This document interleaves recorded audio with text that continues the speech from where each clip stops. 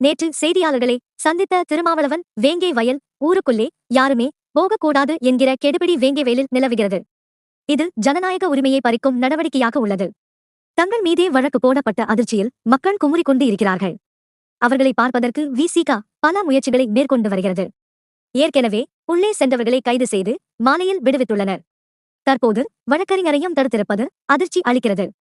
இந்த போக்கினை காவல்துறை மற்றும் அரசு கைவிட வேண்டும். வேங்கிவேல் மக்களை சந்திப்பது பற்றி முதல்வரிடம்தான் கேட்க வேண்டும்.